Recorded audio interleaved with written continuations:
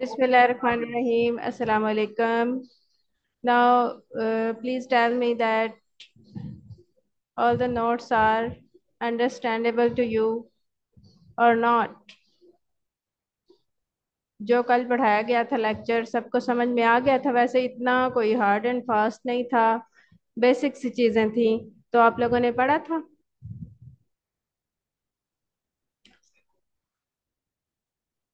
Okay. Okay, good जिले हुमा। तो सारी चीजें समझ में आ गई थी ना। आप लोग क्लास जरूर लें, क्लास मिस ना करें, और साथ में जो नोट्स शेयर किए जा रहे हैं उनको जरूर स्टडी करें, ताकि आप लोगों का पढ़ाई का हर्ज ना हो। याद रहे कि ये सिर्फ ईएसटी की तैयारी के लिए ही नहीं है, ये हमारे पीपीएससी और एफपीएससी में जो लेक्चरर जॉब्स होती हैं उनकी तैयारी के लिए भी हैं, और जो हमारा होते हैं दूसरे कंपेटिटिव एग्जाम्स के लिए भी, जो हमें इंग्लिश का पोर्शन चाहिए होता है उसकी तैयारी के लिए भी हैं ये लेक्चर्स। तो ये नोट्स कल मैंने शेयर किए थे, कल के नोट्स भी शेयर्ड हैं ग्रुप में, और परसों के नोट्स भी ग्रुप में शेयर्ड हैं।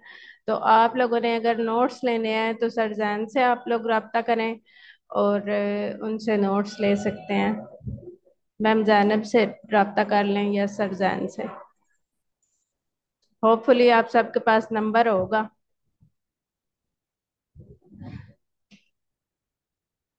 Any other question?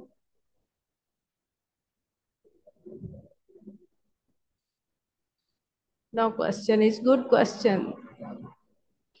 Okay, now tell me, कुछ क्वेश्चनिंग करूं आप लोगों से या अगला पढ़ना शुरू करें?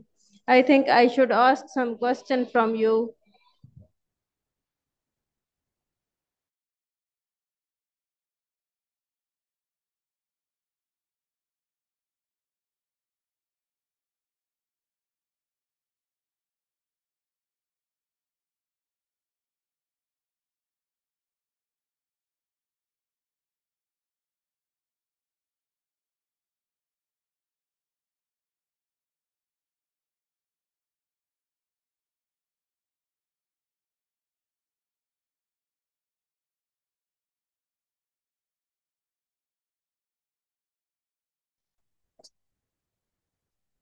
जी हाँ, लिटरेचर का पोर्शन भी होगा, लिंग्विस्टिक्स का भी होगा, ग्रामर का भी होगा, सब पोर्शंस होंगे और उन सबको कवर किया जाएगा।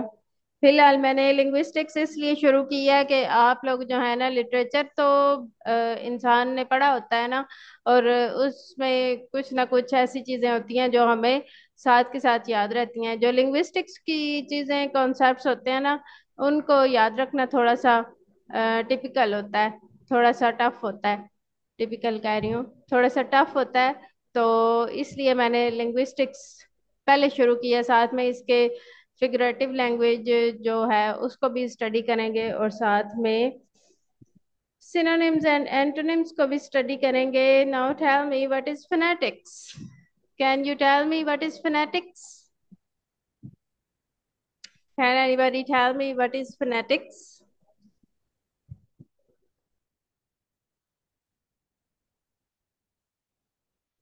थोड़ा सा क्विक रिस्पॉन्स करें ताकि हम नेक्स्ट लेक्चर की तरफ बढ़ सकें। Yes, the physical sound of human speech.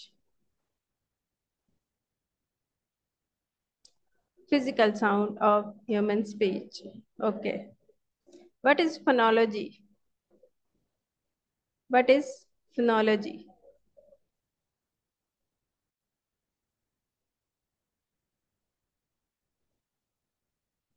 What is phonology? Study of sound patterns. Okay. What is morphology? What is morphology? ये बच्चे आप लोग टेस्ट से घबरा के आई थिंक क्विट कर रहे हैं क्लास। आप लोग क्विट ना करें। जो स्टूडेंट्स रिप्लाई कर रहे हैं उनके रिप्लाईज को देखते जाएं, आपके नॉलेज में भी इजाफा होगा। इस तरह से जो स्टूडेंट्स नहीं पढ़ पाए उनको भी कुछ ना कुछ अंदाजा हो जाएगा कि ये इतना टफ नहीं है जितना हमें लग रहा है। Morphology is the study of structure of words. And what is syntax?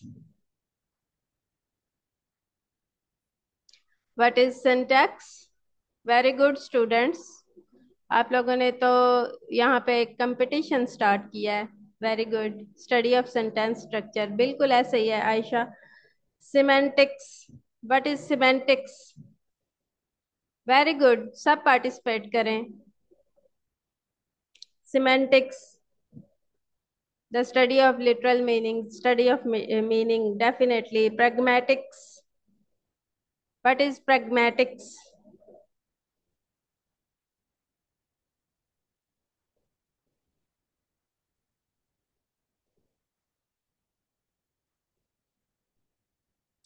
Okay, what is figurative language? Figurative language क्या होती है students?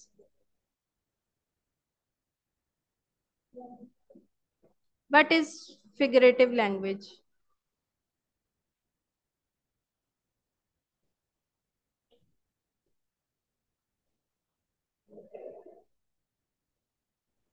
Don't you know what is figurative language? Literary devices.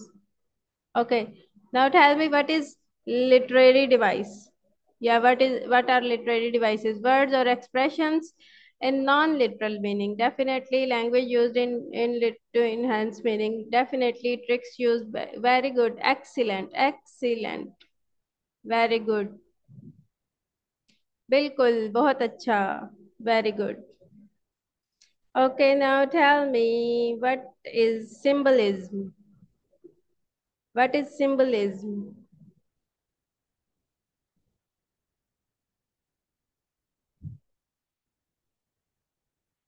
What is symbolism?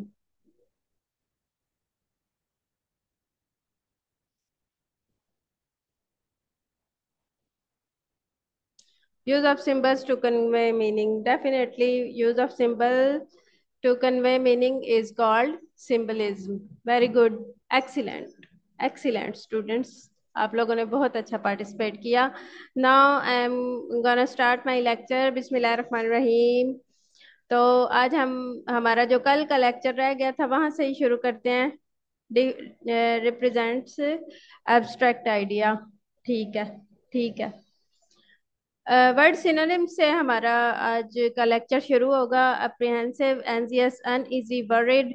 Apprehensive के ये जो synonyms है ये most probably आ सकते हैं आपके पेपर में. तो आपको पता होना चाहिए कि इसके सिनोनिम्स क्या हैं. Apprehensive, anxious, uneasy, worried. Benevolent, kind hearted, charitable, generous. Candid, ये वर्ड अक्सर आया होता है पेपर में, ये पूछा गया होता है. Candid. Candid means honest, straightforward, frank. The next one is concur. Agree, consent, coincide. Deceive, mislead, trick, dupe.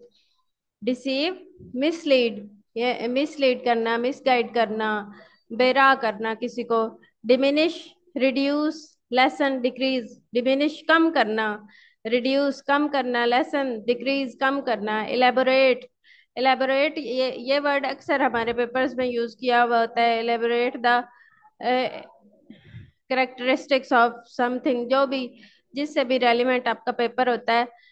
Elaborate means detailed, तफसील से. थॉरो, इंट्रिकेट, एलोक्वेंट, ये वर्ड हमारी नाइन्थ क्लास की बुक में पहले चैप्टर में यूज किया गया है. एक्सप्रेसिव, फसीहो बलीग, articulate, fluent.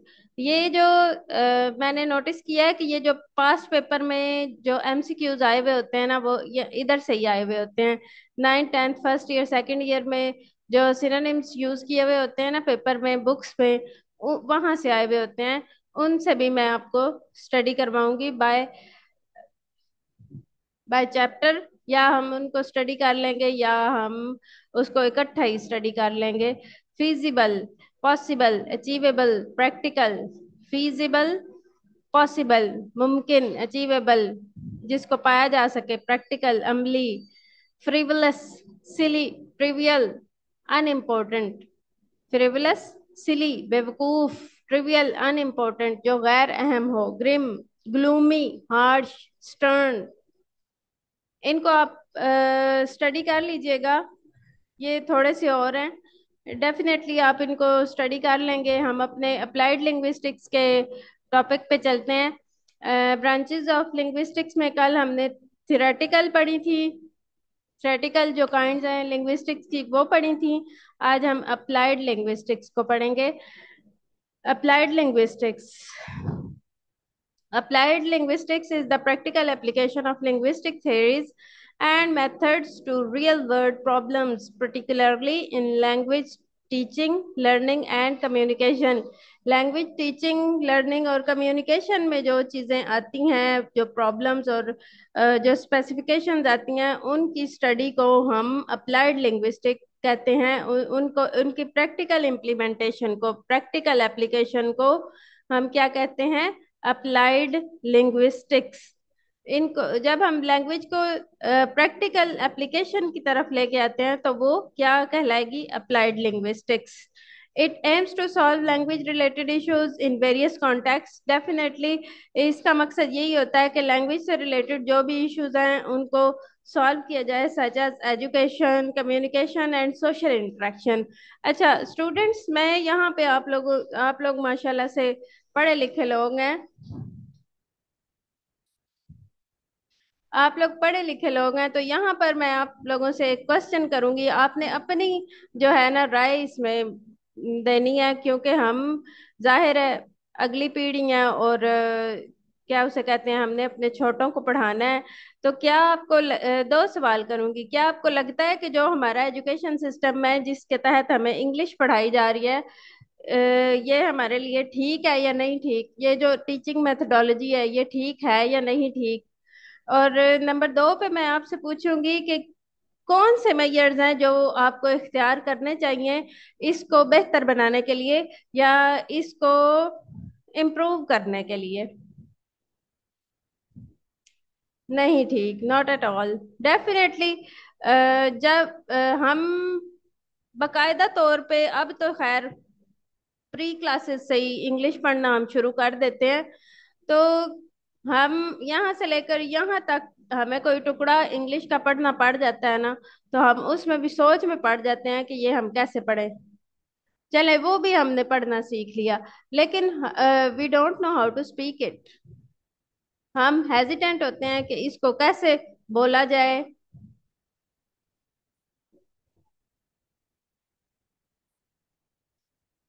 Yes, definitely TEFL and TESOL should incorporated as a compulsory part, लेकिन आप एक प्री क्लास के बच्चे को कैसे समझाएंगे कि ये TEFL और TESOL हैं? और प्री क्लास को जहन में रखते हुए, we have grip in English as subject but not as language। definitely as subject भी हमारी grip नहीं है। It's wrong method because language cannot be learned or memorized language without using in our life practice। Definitely audio visual aids used होनी चाहिए। Definitely audio visual aids भी use होनी चाहिए। बिल्कुल ऐसा ही है, वी हैव ग्रिप। ठीक। और अच्छा, चलें हमारा जो एजुकेशन सिस्टम है ना उसमें ऑडियो विजुअल एड्स को हम यूज करना शुरू कर भी चुके हों, यूज करना शुरू कर भी चुके हों सपोज, तो उनमें इतनी जो है ना पायदारी नहीं होती कि वो लॉन्ग टर्म हमारा साथ दें। तो हमारे इर्द गिर्द की जो सराउंडिंग्स हैं उनको हम यूज करते हुए कैसे इसको आसान कर सकते हैं? सराउंडिंग्स को यूज करते हुए speaking, listening, reading and writing, ये जो आपने स्किल्स, स्पीकिंग एंड लिसनिंग जो स्किल्स हैं,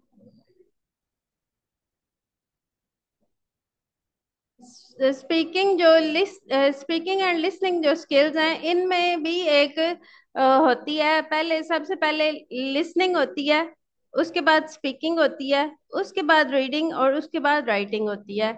इनको जब हम सीधा कर लेंगे ना तो सबसे पहला हमारा स्टेप ये होगा कि इनको सीधा करेंगे तो तब हम सीख पाएंगे कि कैसे हम जो है ना किसी भी लैंग्वेज को बोलने के काबिल हो सकें।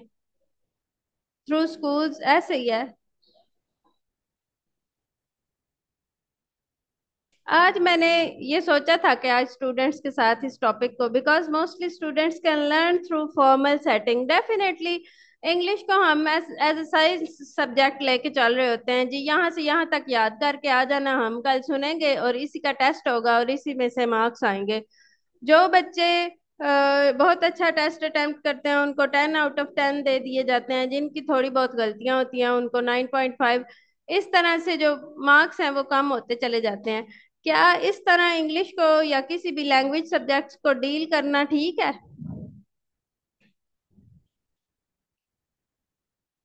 नो। अच्छा, हमारा जो मेन टॉपिक है उससे हम हट गए हैं, तो इस बारे में आप लोगों ने अपनी राय भी देनी है और मुझे आप लोगों ने कल बताना है, बल्कि ग्रुप में शेयर कर देना है, जो डिस्कशन ग्रुप है उसमें शेयर कर देना है कि कौन से मेजर्स हैं जो हम अडॉप्ट करते हुए इंग्लिश लैंग्वेज को बेहतर बना सकते हैं और हम इस काबिल हो जाएं कि कॉन्फिडेंटली इसको स्पीकेबल बना सकें। ठीक है। अच्छा, it aims to solve language related issues in various context such as education, communication and social interaction. बच्चों ये एक बात याद रखें, मेरे मेरे से एक स्टूडेंट की बातचीत हुई तो वो कहता है कि मैम मैं ब्रिलियंट स्टूडेंट हूँ, मैं एक बहुत ही अच्छा स्टूडेंट हूँ, मैंने काफी दफा लेक्चरर का जो इम्तिहान है, क्या कहा है आपने, English as a language real life scenarios create करके लर्न कर सकते हैं, लाइक मैम डिबेट परफॉर्मेंस, हाँ डेफिनेटली ऐसा ही है। एवरी पॉसिबल मेयर्स को अडॉप्ट करते हुए हम इंग्लिश लैंग्वेज को स्पीकेबल बना सकते हैं। It's no any hard and fast rule to adopt. We can learn English like Urdu as different culture. People can speak easily Urdu because they have got surrounding. Definitely, surrounding का बहुत ज़्यादा असर होता है। We can learn English like Urdu as different culture. People can speak. हाँ ऐसा ही है। हमारे यहाँ जो है इंग्लिश लैंग्वेज को कोई एक बंदा बोल रहा होता है तो जो सुनने वाले हैं खुद बोल पाए या ना बोल पाए तो वो उसको कह देते हैं कि ये जी हमारे ऊपर बड़ा इल्म झाड़ रहा है अपना।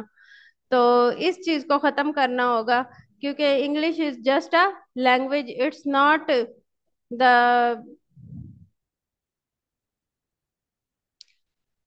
क्या उसे कह सकते हैं, it's not a source of education. Education जो है ना, इल्म जाती तौर पे इल्म तो है, ऐसे के जैसे बायोलॉजी में सिखाया जाता है इल्म, इसी तरह क्या उसे कहते हैं, लैंग्वेज, लैंग्वेज इल्म नहीं होता। बिल्कुल ऐसे ही है। It's only a subject. It's not a subject, नहीं, it's only a subject, it's language only. It's only a language, it's not the source of knowledge.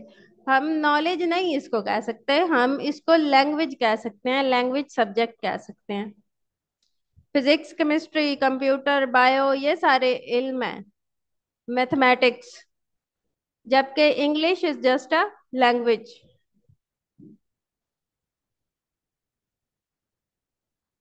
Yes.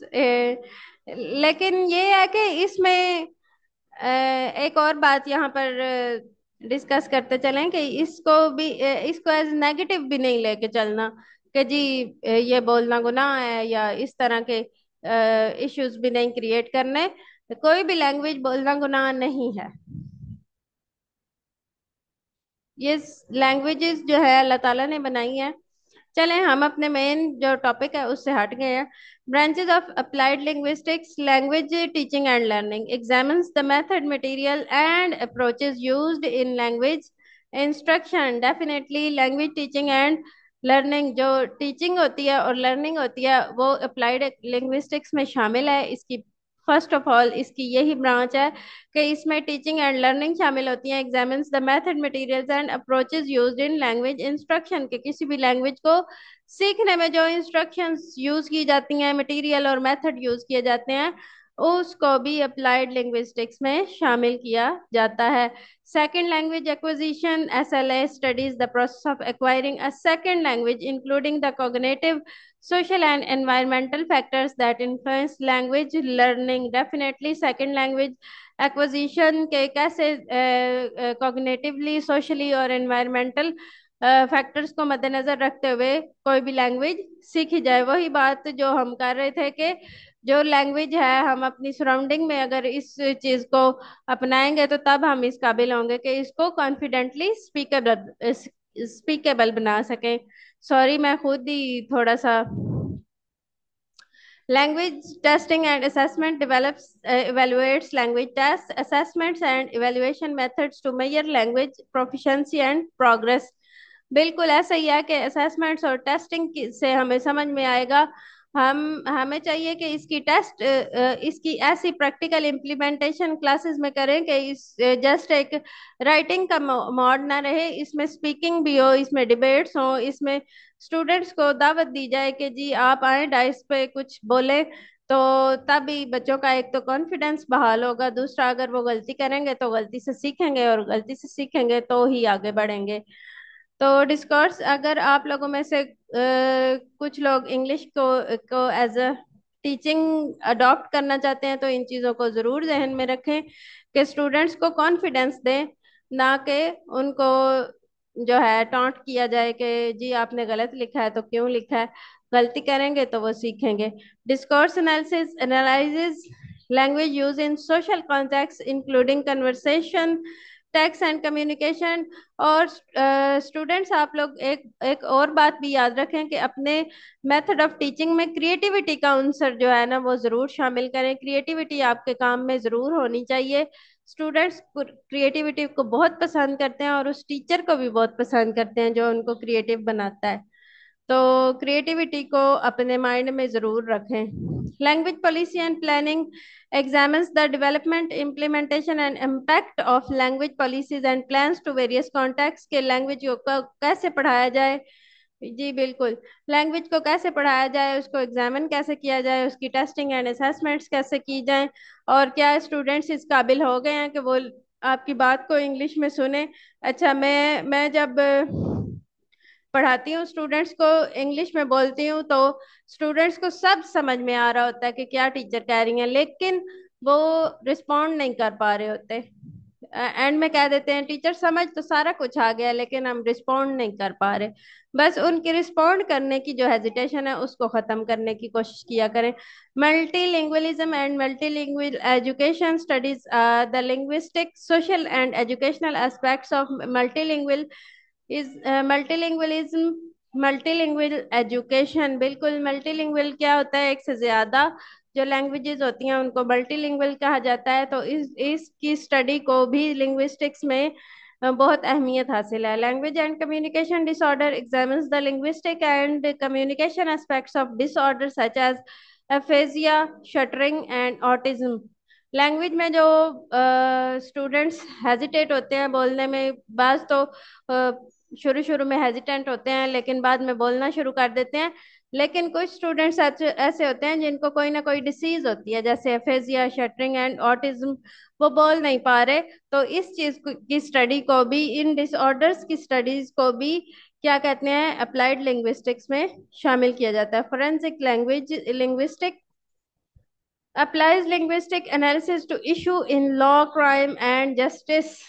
इन इन शोबाजात में फोरेंसिक लिंग्विस्टिक को स्टडी किया जाता है। Corpus linguistic studies language use through large databases of text corpora to analyze language patterns, frequency and variation।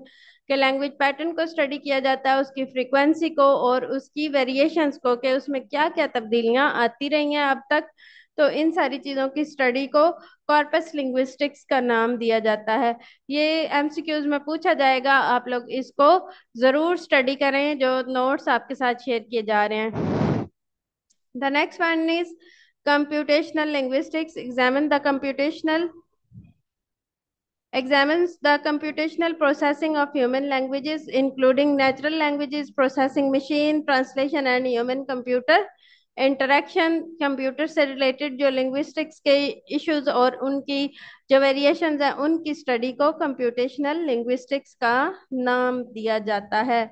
The next one is interdisciplinary connections, applied linguistics draw theories and methods from various disciplines including linguistics, theoretical linguistics, sociolinguistics, psycholinguistics and phonetics। इन सारे शोबों की studies को linguistics का नाम दिया जाता है। Education, language teaching, learning and assessment. Education में language teaching की जाती है, लर्निंग की जाती है और असेसमेंट की जाती है। मुख्तलिफ शोबों में लैंग्वेज को स्टडी करने का क्या जो है किरदार है उसको हम देखेंगे। साइकोलॉजी में क्या है, cognitive psychology, social psychology and developmental psychology को स्टडी करने लैंग्वेज में शामिल होता है। Sociology, social theory, culture studies and communication studies शामिल होती हैं सोशियोलॉजी में। The next one is computer science, natural language processing, machine learning and human computer interaction is included in computer science. इसकी एप्लीकेशन में आता है applied linguistic has practical application in various fields of life including language teaching and learning के language को teach कैसे किया जाए और लर्न कैसे किया जाए, developing language करिकुला, materials and assessments. Language testing and assessment इसमें शामिल होती है कि जो कुछ पढ़ा और पढ़ाया गया है उसकी टेस्टिंग और असेसमेंट की जाए। फिर उसमें कम्युनिकेशन एंड मीडिया शामिल होता है कि हमने जो सीखा है उसकी कम्युनिकेशन कैसे कर सकते हैं, उसको कैसे अपनी डे टू डे लाइफ में शामिल करें। Analysing language use in various context including advertising, journalism and social media. Language policy and planning, developing language policies and plans for governments, institutions and organization के language policy बनाई जाए कि कैसे इसको जो है स्टडी किया जाए, किन टर्म्स में इनको स्टडी किया जाए कि हम इस काबिल हो जाएं कि जो चीज़ हम 16 साल में एक्वायर नहीं कर पाए उसको इस काबिल बनाएं कि नेक्स्ट जो हमारे स्टूडेंट्स हैं वो 9th-10th लेवल पे अच्छे स्पीकर बन सकें। Multilingualism and multilingual education, supporting language learners and promoting linguistic diversity। एक और चीज जिससे मुझे इंतहाई जो है ना क्या उसे कहते हैं ऑब्जेक्शन है कि जब तक हम ग्रामर को स्टडी करते रहेंगे तब तक हम इस काबिल नहीं हो सकेंगे कि इसको स्पीकिंग इसको एक as a speaking power use कर सकें, स्पीकेबल लैंग्वेज बना सकें। जब तक हम इसके ग्रामेटिकल एस्पेक्ट्स को स्टडी करते रहेंगे स्टूडेंट्स हेजिटेट ही रहेंगे, जी हमने नाउन की गलती कर दी है, प्रोनाउन की गलती कर दी है। जबकि जहां पर भी लैंग्वेज बोलने के मकसद से पढ़ाई जा रही होती है वहां पर कुछ भी नहीं होता सिवाय वोकेबलरी के। वोकेबलरी जब हम स्टडी कर रहे होते हैं तो हम इस काबिल हो जाते हैं कि हम उसको जो है बोल सकें, उसको सुन सकें और उसको कन्वे कर सकें, इवन हम अपने आइडियाज को डिस्कस कर सकें। तो जब तक हम ग्रामर पढ़ते रहेंगे ना तब तक तो हमने बिल्कुल जो है ना हेजिटेंट ही रहना है। बिल्कुल हमने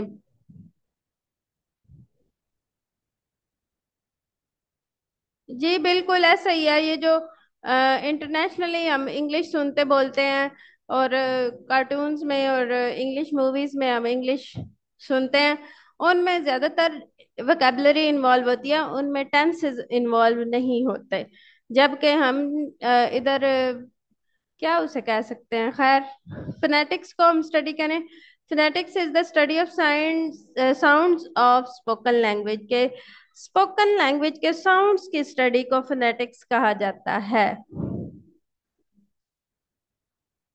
do not follow grammar, definitely उनको जैसे हम उर्दू बोलते हुए हमें नहीं पता कि माजी इस्तमरारी क्या है। आप में से किसी को पता है माजी इस्तमरारी? किसी को नहीं पता होगा। यानी जो ग्रामर है ना, ग्रामर उसका माइनर सा रोल होता है हमारे पढ़ने लिखने के एस्पेक्ट्स में। तो जब तक हम ग्रामर को सबसे पहले प्रायोरिटी में रखेंगे तब तक हम कोई भी लैंग्वेज सीख नहीं पाएंगे, तब तक हम क्रिएटिविटी की तरफ नहीं जा पाएंगे। तब तक हमने हिचकिचाते ही रहना है कि जो है हमने गलत लिखा है, हम गलत बोल रहे हैं। Phonetics is the study of sounds of spoken language. Branches of phonetics are articulatory phonetics, studies how sounds are produced by the vocal organs के vocal organs से साउंड्स कैसे प्रोनाउंस होती हैं उनको आर्टिकुलेटरी फोनेटिक्स का नाम दिया जाता है। Acoustic phonetics examines the physical properties of speech sounds such as frequency and amplitude। हाँ, ये है कि English is not the part of any educational subject, it's a language only. But linguistics is a science. It's the study of science of learning language. Examines the physical properties of speech sounds such as frequency and amplitude. Auditory phonetics में शामिल है जी, explores how listeners perceive and process speech sound, के explore करते हैं कि listeners कैसे उसको सुन रहा है और अपने अंदर डाइजेस्ट कर रहा है और उसको कैसे फिर उसको आपको फीडबैक देता है। फोनेम्स है the smallest units of sound in language that distinguish one word from another. के फोनेम्स होती हैं छोटे छोटे टुकड़े, छोटे छोटे वर्ड्स को फोनेम्स का नाम दिया जाता है। तो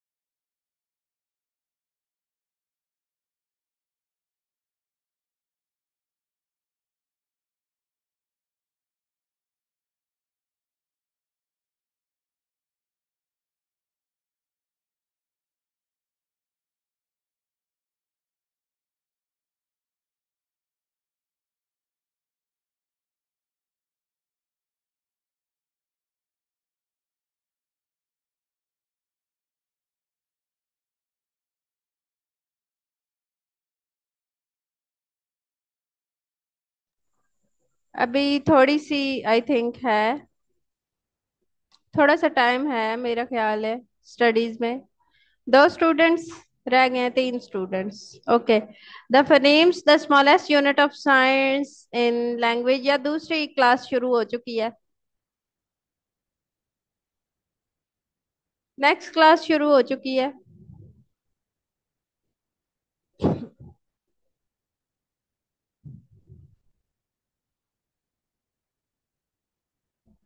the smallest unit and language record हो रही है? ओके, हो रही है। The smallest unit of sound in a language that distinguish one word from another, के एक वर्ड से दूसरा वर्ड जब डिस्टिंग्विश हो रहा होता है तो उसको क्या कहेंगे? फोनेम्स कहेंगे। Allophones variation of phonemes that occur in specific context, जब स्मॉल यूनिट्स को यूज करते हुए जो स्पेसिफिक कॉन्टेक्स्ट में जो चेंजेस आते हैं उनको एलोफोन्स कहा जाता है। Consonant sounds produced by obstruction air flow with the tongue teeth और लिप्स, जुबान दांतों और होंठों के इस्तेमाल से जो वर्ड प्रोनाउंस किए जाते हैं उनको कॉन्सोनेंट्स कहा जाता है। vowel sounds produced by the free flow of air through the vocal tract, के बगैर जो दांतों